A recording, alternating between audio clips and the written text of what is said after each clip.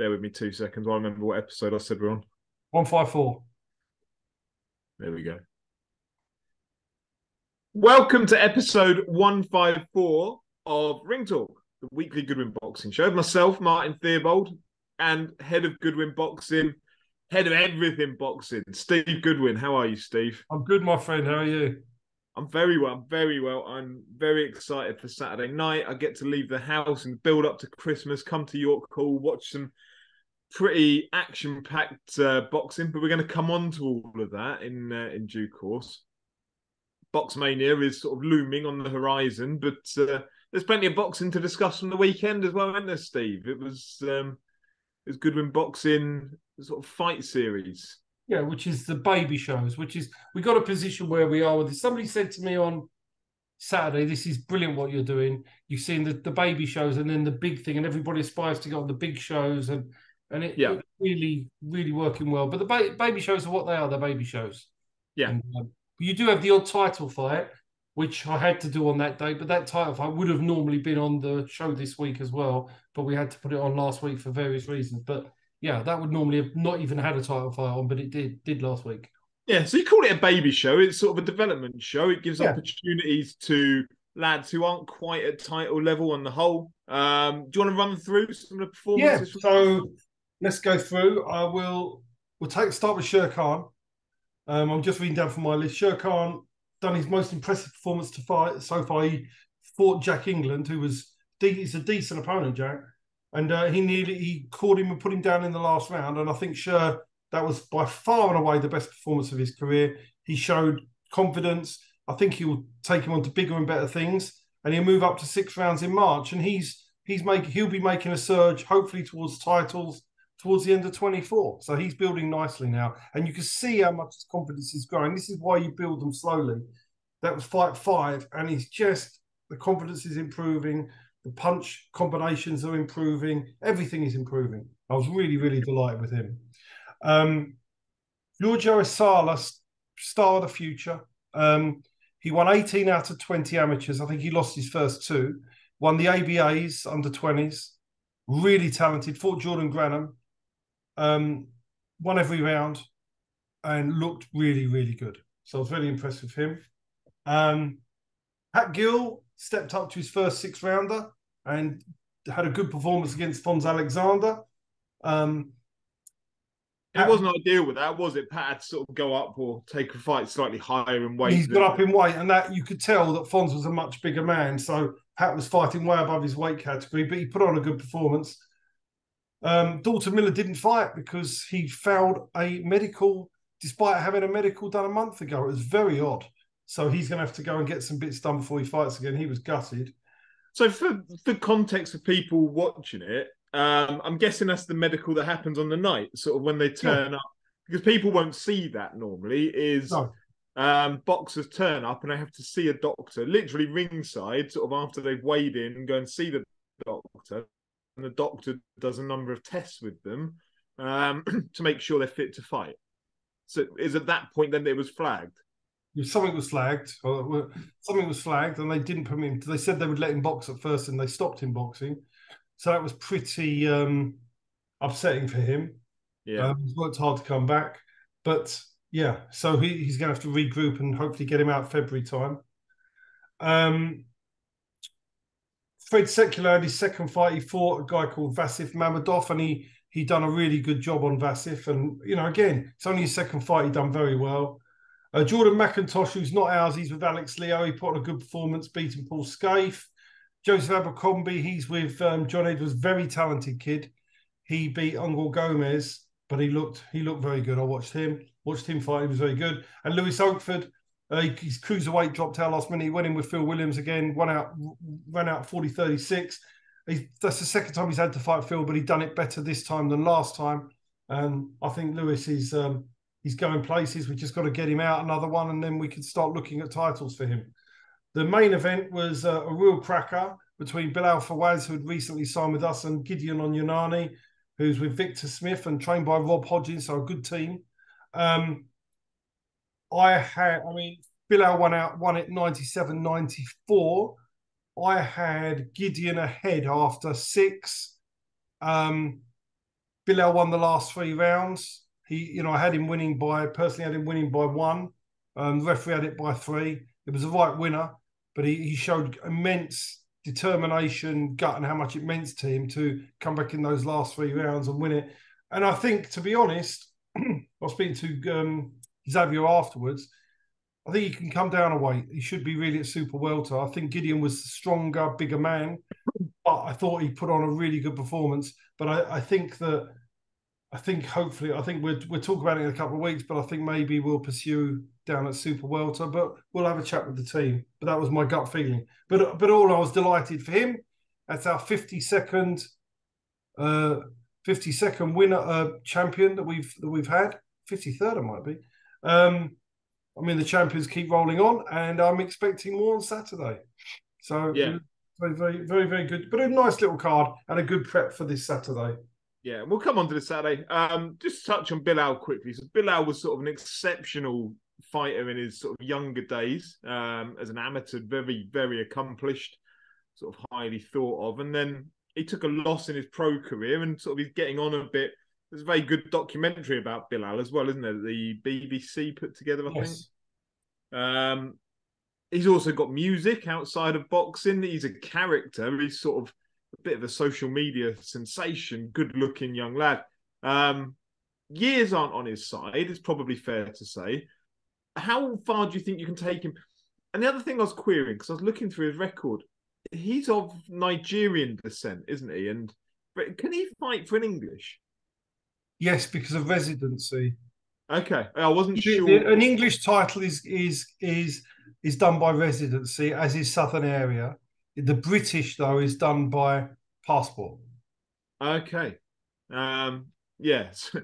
I remember Chisora having issues around his passport when looking to fight for British. Caused by somebody in the boxing world. Something happened there. He ended up fighting for the British without having a British passport. There was a bit of a somebody didn't check properly. Yeah. I remember that happening many moons ago. Somebody in the boxing world trying to cause problems, but I won't go into that. So good luck to Bilal. Sort of, I've followed his story quite closely since he was sort of brought to public attention. So good on him for winning that, and he'll move on. Elsewhere on Saturday night, you didn't see it, but over in Ireland, Katie Taylor beat Chantel Cameron. Did you have a winning? I didn't score it. And do you know what, right? I was listening to, and if anyone out there doesn't listen to it, I'd highly recommend it. And I only started listening last week. But the George Groves Boxing Club podcast, I don't know if you ever listened to it. I was supposed to go on it this week, but I was due on it tomorrow. But what happened was we had it scheduled for 2 o'clock in the afternoon, which I juggled it, and then they wanted to change it to 12, and I just couldn't juggle my day to get down there for 12, so I will put it off to the new year. Oh, bullshit. Can I come with you when you do it? Yeah. Oh, I'd love to come and genuinely, I've started listening to the back sort of catalogue that they've got of episodes. But yeah, like George Groves is such a good character. So honest on it. And it was the anniversary of the Frotch ones, which sort of got me onto listening. And from that, I've gone back and listened to a fair few now. My video's gone blurry. I'm just going to stop my video and then turn it back on. And I want to come down because Declan Taylor seems really good as well. Yeah. There was just a mix of timings. Because following with my job and the way I work, it's really hard for me to juggle my day. So if I juggle my day around something, I can't then reschedule a whole day because 2 hours is a long point of the day to be down there. Because I've got to go. You have to do it in London, so it'd all been worked around other meetings. So I couldn't do the timing. So you had to go and join the club. Yeah, no, they're really good podcasts, and I was happy to do it, but we'll do it in the new year. Yeah, right. I'm coming with you as well. I'm going to book some time off and come down. I want to see it. Okay. But yeah, no, going back to it, Groves was talking about it and the Taylor Cameron fight, and I think he summarised really well sort of the struggle that I have with scoring it, probably better than I could do it.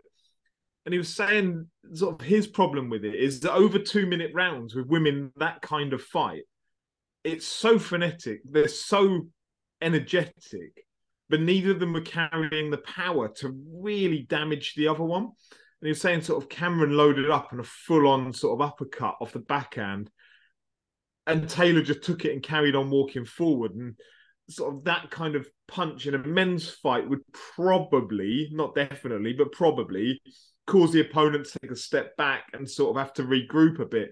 And then you would count that towards your kind of thoughts for the round and how sort of impactful that punch was. But in the women's fights, you don't necessarily get that same impact with those shots. And so therefore it makes it difficult to tell the most effective punches out of a round and then actually try and score it. I think it was a knockdown. 100% it was a knockdown. I don't understand how it wasn't a knockdown. That's what I thought when I saw the short bit. I thought, why has that been not deemed a knockdown? Honestly, at the time, and I know Andy Lee's on commentary, and Andy Lee's Irish and probably has a vested interest on a personal level for Katie Taylor to win it, but they just didn't seem to make anything of it on the commentary. They just carried on. So, yeah, that was a strange one. I didn't really understand why it was almost overlooked. But I think there was sort of a debate about the feet getting caught. And so what? If you hit with a punch and your feet get tangled on the way down, it's still a knockdown. I mean, this is what I'm saying. This is why Lauren Parker wanted to fight in the UK on Saturday and didn't want to go to Italy. It happens. And you've seen it with Sam Smith when she went over to Spain and the odds were stacked against her. Yeah. I'll say no more. The odds were stacked against her. But yeah, no, I thought it was just a really good fight. A really good fight. I'm not a huge fan of the hyperbole that commentators, they try and sort of, and it's more the punditry afterwards. They try and level it out. So they say, you know, it's not just a women's fight, it's a fight, and it's one of the greatest fights of the year, and it's this, that, and the other. I don't think it was. Like, it was a really good fight. I didn't personally think it was like one of the fights of the year. It wasn't technical particularly. It wasn't exciting in terms of someone getting off the canvas and getting back up and going down and getting back up. And there wasn't that ebb and flow that makes it a fight of the year. And it almost feels disingenuous that you end up with pundits talking about it's one of the fights of the year because it's a really good fight involving two women. I don't like that there's almost like a false credit given to it because it's two women having a really good fight. It seems quite patronizing to me that they have to do that. They want to talk about it on a level with it's not just a women's fight, it's a fight. And then they go over the top to sort of hype it up. It doesn't sit comfortably with me.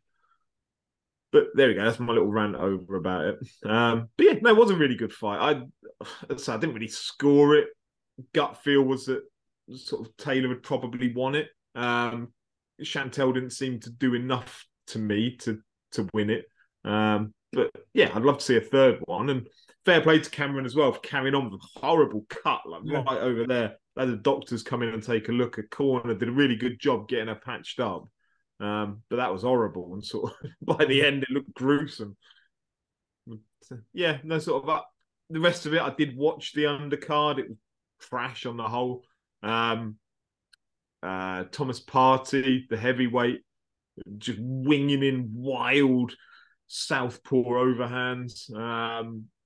Gary Cully fight didn't really catch fire. Gary Cully, to me, looks like a shot of confidence since that Mexican put him on his arse and stopped him. It just looked a bit gun shy, really. And it wasn't the same fighter we were excited about. Paddy Donovan, exceptional. Paddy Donovan was brilliant. And, you know, Danny Bull, we're quite familiar with in the Southern area scene over here. For him to do that to Danny Bull, exciting fighter, Paddy Donovan. I really liked his sort of talking afterwards. He talked about his sort of the charity work that's going on before he talked about the fight. Good looking lad, talks well, can really fight. He's got Andy Lee in his corner. I think he goes a long way. He's a superstar. Yeah, so that's it. That's sort of the whole of Saturday night. And I'm fed up of watching Irish boxers get introduced to the ring by folk singers and traditional Irish musicians. I've had enough. Like, next time there's an Irish show, stop doing it for every undercard fight. We don't need it. Do not need it. Right, this Saturday. So, Box Mania is a cracking fight. Cracking fight, cracking card.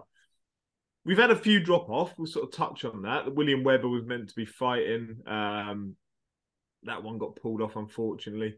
Brad Pauls. Brad Pauls has been pushed back to March, hasn't he? Lewis Frimpong's been pushed back to March. Yeah. Ahmed Hatim's final eliminator for the English pushed back to March. Yeah. So they're all sort of unfortunate circumstances. But I think we mentioned it a few weeks back. By building a card that is so big, you can afford to take the hits on the ones that inevitably do fall through. It doesn't make it any better for those fighters. I get it, and I feel for every one of them. For the fans, there's still enough there to sort of whet your appetite and get you excited for it. So let's touch on it, shall we? I've got it up in front of me here. I'm going to start from the bottom, and you can give me your thoughts until there are ones that you don't want to give me your thoughts about, and then I'll give them. Okay. Young Ellis Stewart taking on Ian Morale. That should have been last week, but Ian was sick on Saturday morning. We had a gap on the card, so we quickly moved it a week later. Well, Ellis is developing. Look, as far as that's concerned, he'll beat Ian. It's really a progressive. This is a fight really that in normal circumstances would be on the other show, but there happened to be, we had a couple of dropouts, so therefore there was a space, so we shoved him in. So, you know, this is really a development card fight that's happened to land on here. Yeah, I think for Ellis, sort of, I've seen a few of his 5 fights he's had to date. This will give him an opportunity to let his hands go because Ian does not come to cover up. No, exactly. So, you know, of all of Ellis's opportunities to go and maybe look for a stoppage, this will probably come. Whether he can get it or not, Ian's a tough man. And he also needs to be careful because Ian will let his hands go. Yes, for sure. It'll be a fun fight. I agree. Armis Balatsi against Richard Helm. I saw Dennis, the Albanian Ilian warrior. He sold. They're coming on for £20,000 of tickets for this fight. It's going to be noisy. That is a lot of people. That is a lot of people. He's scheduled on 9th out of 10. He's a proper exciting fighter. And you're going to experience the first fight that you've seen of him. He's very exciting to watch. And it will be very noisy and very exciting. It's going to be an experience in itself, that fight. Yeah, I mean, I've seen those Florian Marku Albanian fans down at York Hall create sort of fever pitch. And I'm fully anticipating seeing it the same on Saturday night. Yeah. They are loud, they're excitable, they're, you know, behind their man. And I can't wait to see it and sort of experience that again on Saturday. Yeah, no, you'll enjoy it. Moving on. Sort of encompassing a little bit what the Box Mania theory and idea is Yusuf Kamari, a fighter that people would have seen on TV, isn't in a title fight, but it's somebody that is a familiar name to lots of people, and he's coming back to the small halls before hopefully platforming back onto somewhere else. Exactly, and that's what Box Mania is about: the big title fights. The names that are rebuilding from TV, and then a couple of little up-and-comers that you put on. So, yeah, I mean, Yusuf needs to get a win to get back in, so I can then look for big opportunities for him. And he's taken on Lee Hallett, who's super tough. But the objective here, get Yusuf out, get him a win. And what was really interesting, I saw Yusuf on Saturday. He came up to me, he was sitting next to me watching the show, and he said, "Do you know something? For the first time in years, I'm enjoying my boxing again.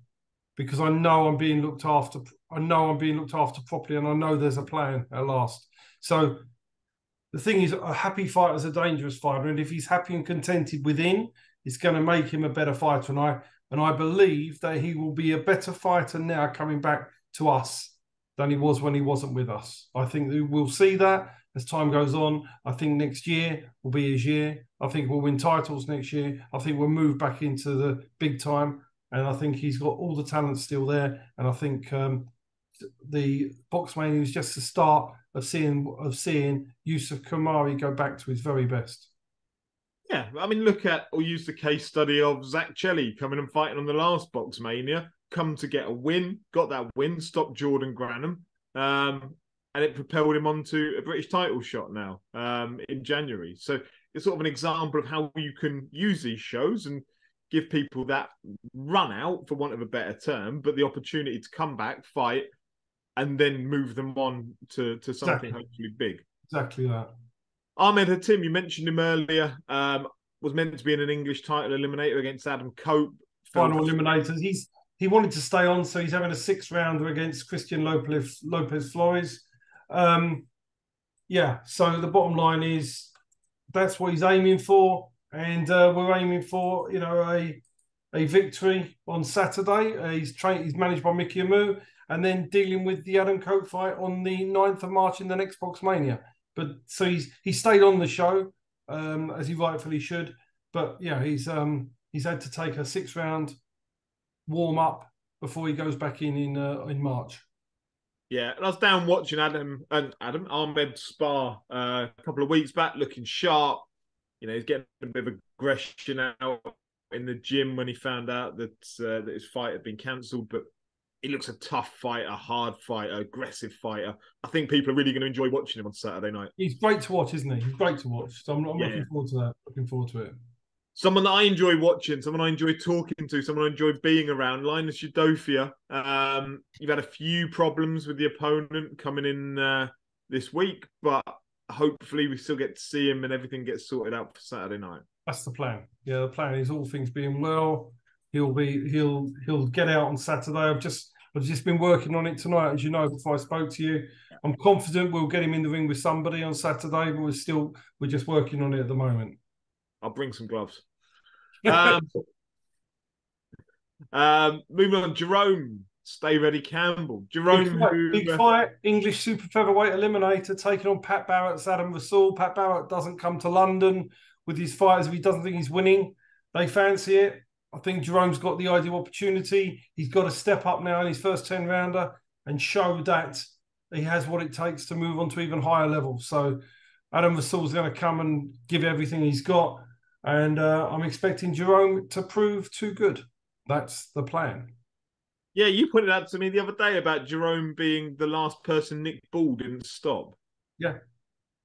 That's not bad. That's not a bad little... It just shows you how durable. He did get dropped, but he didn't get stopped. And it shows you that he's got plenty in his locker. He'll have to be on his game this time, because I think it's time for him. He doesn't want no more journeyman fights. He needs to now take a step up and have meaningful fights.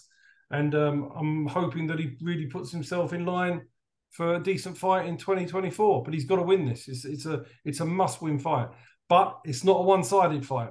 And Adam Rasul's taken a few tickets as well. He's bringing a few people down to watch. So, it's going to be, not a lot, coming down from him. He's bringing a few people. So he will be trying. He brought a few people down with him. But, yeah, the bottom line is, all things being well, Jerome can prove that he's class. And then before he moves on to bigger and better things next year.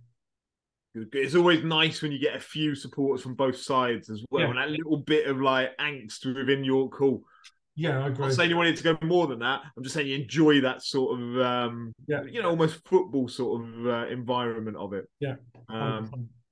Denis Danikachev, who is on a really quick turnaround because he only fought 8 weeks ago. Yeah, but the problem he had with this, what do? He's winning his English title. You've got 4 months to do a voluntary. His voluntary runs out in January. If he doesn't do a voluntary, he gets saddled with who the board want to give him. So probably ideally would have took a longer break, but he wanted to take advantage of his voluntary. So we had a discussion. He's done that. Mikey Sakchi was offered the chance by the Danikachev team. Mikey took it. It's a proper fight, this, because I think Mikey is better than he's shown in recent times. But anyway, I'm going to part, because I manage both of them, I'm not going to say any more than that. So I knew you wouldn't, and that's what I said at the beginning. There'll be a point where you will hand it over. It'd be interesting if Denis...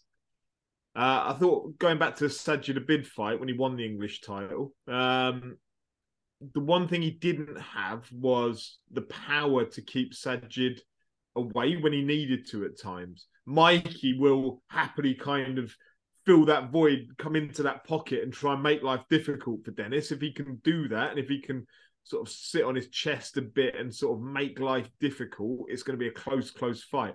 Mikey's a really good fighter. I've got a lot of time for Mikey Sakhi. I just think it'll be a cracker. I think Dennis on points, sort of if you put a gun to my head and made me pick. But I look forward to it. I think it'll be a really good little clash of styles, actually. Okay. Peter Merger against Ramez Mahmood. So this is very interesting because It is. Ramez has mixed at a much higher level, but Peter has momentum. He's coming off a win for Southern Area. He's not got the miles on the clock that Ramez has, and he's definitely trajectory going upwards, whereas you could argue that Ramez's trajectory is going downwards. So that's what's really interesting about the fight. You have Ramez, who's really, this is last chance saloon for him, and is probably nearing the end of his career, wants to retire soon, against Peter Merger, who's still got ambition and hunger to go to a bigger place. Ramez is one of the nicest people you'll ever meet in boxing. He's lovely. And it's going to be a cracking fight. But it really is, I think if I was pricing this up, I would probably have Peter Merger slight favourite on the book, on paper.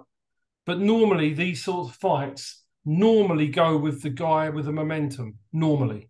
There's normally an advantage for the guy with the momentum who's going up rather than the one who's coming slightly down. What do you think? What do you think? It feels to me like Ramez needs to go to the well and go there sort of, I'm going to say a last time, but if he goes and wins, then there'll be another time after, I'm sure. I think it's going to be a test of how, it's going to sound horrible, how much Ramez wants it. Ramez is a very intelligent man. Ramez is a maths teacher. Ramez has got a life outside of boxing that he can fall back upon. Peter Merger, as you say, sort of has ambitions of this fight and beyond. And I'm sure Ramez does too.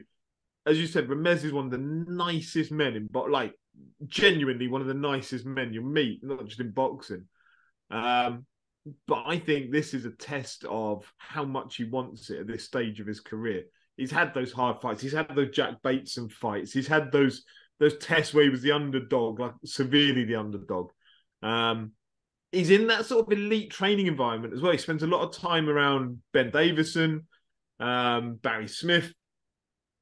I saw photos from the other day with Anthony Joshua, sort of in a rehab post-training. I think Ramez is going to surprise people in this. I do. I think he's going to see it as almost a step down from the challenges that he's had, and I think he's going to be able to do something. Not to write off Merger, but if I had to pick, I'd pick Ramez. And the final fight on the card, it's not to say they're running this order, by the way. Don't turn up in this order on Saturday night if you're going to York Hall. I'm just picking these off BoxRec. But the final one on there, is it the first EBU fight for Goodwin Boxing Show? Yes. It is, right. EBU, super flyweight, women's title, Lauren Parker against Giuseppe Di Stefano. Now, people probably won't be that familiar with Giuseppina Di Stefano, sorry. They've got identical records, haven't they? That's one of the things that I found interesting, down to every facet of those records as well. Knockouts, wins, losses, draws, everything lines up to make it a cracking fight for the night. Yeah, Lauren Stefano's already fought for the European title once and lost a fairly close fight. She's mixed, probably arguably at a higher level than Lauren, but Lauren is buzzing. She's on a real roll. However, she's got to overcome 12 months out. Yeah. But I do expect her to win. I do expect her confidently to win. That's why we've done this fight in the UK. Yeah, I think it's that thing, as you were just going back to there, and I picked Ramez to win, going against what you said. I'm going to switch it now and say I think Lauren is on that trajectory. I've seen her last couple of fights have been there. I know, as you say, she's had the 12 months out. Giuseppina is 39 years old, I think, now. Yeah. She's hitting the end of her career. Lauren is sort of looking to move up. And a win here does massive things for Lauren, doesn't it? Let's be honest. Like this opens up world title shots if she comes through this. Sure. For sure. Yeah, I think Lauren does it, and I think it'll be a hard fight. I think Lauren has improved immeasurably over the last couple of years. I just look forward to it. She's a fun fighter to watch. So she's on 8. She's on 8. So because we wanted her to be fighting peak time, because I think everybody needs to watch this fight and give this fight the respect it deserves, because this is to have a European title at your call on a small hall show. You know, we're not talking IBO Intercontinental Continentals, which, with all due respect to those titles, you see people win an IBO world title and the next fight's for a European title because it doesn't mean anything. European titles mean something. They're proper titles. Whereas, and I know Lauren's won an IBO, but it's not the same. It's not in the same vicinity as an EBU title. And that's the bottom line of it. This is much higher. She's ranked world number 8 with one of the bodies, world number 10, I think, with others. Hopefully a win here will propel her up the rankings and get her closer to her dream, which is a world title shot. Yeah, and she won't be far away from it, will she? If far away at all, as long as she comes out with the win on Saturday night. Mm-hmm. I've not seen enough of Josefina to be able to sort of give an overview. I've seen enough of Lauren to know people are in for a cracker of a fight. She can really punch well. I see the work that Paul Webber's put in with her from a fitness and strength perspective. This could be a lot of fun. A lot of fun. It'll be a lot of fun if we get the right result. As long as we get the right result, otherwise it'll be more. I'll be absolutely mortified. It'll be one of the worst nights of boxing I've ever been to if we don't get the result here. We need Lauren to win. It's interesting, actually. We were talking off camera. I won't go into the details of it, but we were sort of discussing that the event on Saturday night, bar the smallest number of tickets sort of possible, is a sellout. Aside from a very, very, very small number. You've got people that are trying to get sort of tickets off of you as well. People will see on Saturday night, as you mentioned, the Albanian fella that you mentioned has done sort of a massive number of tickets on his own.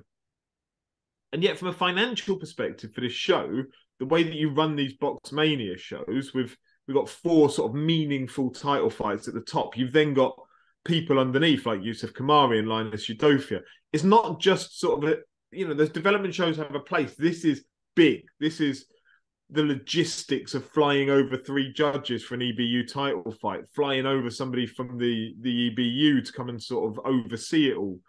This is day before weigh-ins. This is all of those kind of things that add up sort of financially. The costs go up of boxing. Not to go into the sort of, the finer details. People will see it Saturday night and think Steve's raking it in out of this. You're not, are you? This is a costly event because you've got, it's Box Mania. You want to get it, making it look as brilliant as possible. The screens will be up. Everything will look and feel like a massive show. That comes at a price, doesn't it? Like taking it down to the very nitty gritty and not to be too vulgar about it, it doesn't make you any money. Loses. Yeah, that's some sort of harsh realization of it. Loses money. This show loses money. But then sometimes in life you do what you do because it's a good thing to do. We'll enjoy the show. Yes, we lose money, but that's just life. And sometimes it's what you do. You sometimes have to do these shows and have to accept that they lose money. Funny thing is the perception will be people will think that the show's making money, and it's anything but.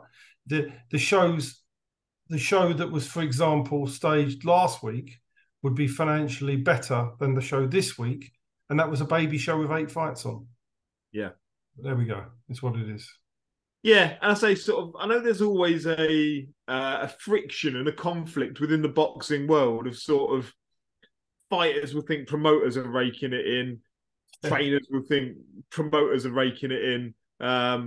Everybody thinks the promoter's sort of taking off the top of all of this. I just wanted to sort of touch on that, really, that the harsh reality of this is literally costing you money. It's the most expensive boxing ticket you'll ever buy Saturday night. For sure. It's probably not the most. This is going to be a 4-figure boxing ticket. I might as well go and sit ringside at a Joshua fight. It'll be cheaper to pay $2,000 at a Joshua fight than it is to go and watch Box Mania on Saturday. Yeah. So I just want to sort of touch on that really and give people a bit of an insight and peek behind the curtain that these things aren't all glamour and sort of money for you. This is a labour of love, and an expensive one at that as well. But you do it, as you say, because it's the right thing to do, and it swings and roundabouts. Other shows will make some money, and it will offset some of the losses of this. But there are other promoters out there that would just cancel it. Let's be frank about it. There are other promoters out there that would look at the profit and loss sort of forecast and say, no, we're not doing that. So it was just really to let people sort of have an insight into that side of it. It's exactly true. Whether people want to believe it or not, it's actually true. I mean, we've had costs go up through the roof promoting in the last 6 months, from the board to venue to security. Everybody is putting up massive amounts of costs onto the bottom line, and it's very, very difficult. Very difficult. Yeah. The harsh sort of financial reality of it, really, for boxing as well as life, isn't it? It's it's not. I mean, the EBU have got 2 officials, right? One's flying in from Finland, which is so expensive to get them here, and the other one we got to get from Kiev in the Ukraine. Now, everything is so expensive. It's hundreds and hundreds and hundreds of pounds to get one person here. Multiply it. So you've got 3 referees, a judge, and a supervisor just for that. The English title fight, which used to have a very low sanction fee, is now a £500 sanction fee. It's just everything you're moving at now. And the English title fights in September were free. That's now been added on. So everything's got added numbers. And when you go for title fights, it's just hammered in. It's made worse. English title fight, you've got to pay for 3. You've got to pay, not only are you paying their normal fees, you then pay an extra fee for every judge, 3 judges and a referee. You get extra money just because it's an English title fight. The Commonwealth Silver, Ramez Maru, Peter Murga, you've got to pay for 3 judges, a referee. You've got to pay for the Commonwealth supervisor to come.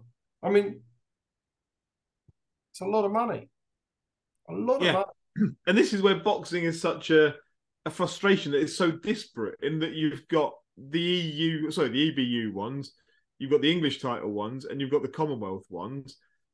In any other sort of walk of life, you would say, right, we'll just get the same person to supervise all of it. But it won't work like that. You'll end up with having to get a Commonwealth one, an EBU one, an English one. Like it's mad and expensive. Yeah. But it's what we sign up for, so we do it, and hopefully the enjoyment on Saturday is worth what it's costing. And again, look, I'm not doing it to sort of woe is me, because it's not me. I don't care. I'm not losing the money out of it, and it's not certainly you saying woe is me. I just wanted to give people a little insight into those sort of the backstories. We don't normally discuss that. I mean, I was telling you off camera, so I didn't know you were going to bring it up. It's just I just thought I'd bring it up. Just I think it's quite an interesting, sort of that's part of what I like to discuss. Anyway, I'm a fan. Those things are quite interesting, and insight into how the world of boxing works, and sort of the hits that people take, not just in the ring, financially out of it as well. Yeah, for sure. But hopefully it's all worth it on Saturday. Lauren lifts the European title. It all goes great. The show's brilliant, and we just say, well, it's only money. We've had a great night. Yeah, exactly, and it will be a great night, and it'll feel like a big night as well. We'll make a proper night of it. Exactly. Sounds good. Excellent. Right, I will see you Saturday, Steve. What time do the doors open for people that are still with us? Open 4:30. First fight 5:30. Brilliant. All right, excellent. So 5:30, get down to York Hall. As I said, I'm not sort of lying about this. I know there are very few, if any, tickets left by the time this goes out. So if you have a ticket, brilliant. We'll see you down there. I'll be doing some interviews, I think, probably post-fight. We'll work that out Saturday night if it works. But yeah, it'll be great fun. Brilliant, Martin. We'll see you on Saturday. Excellent. See you then.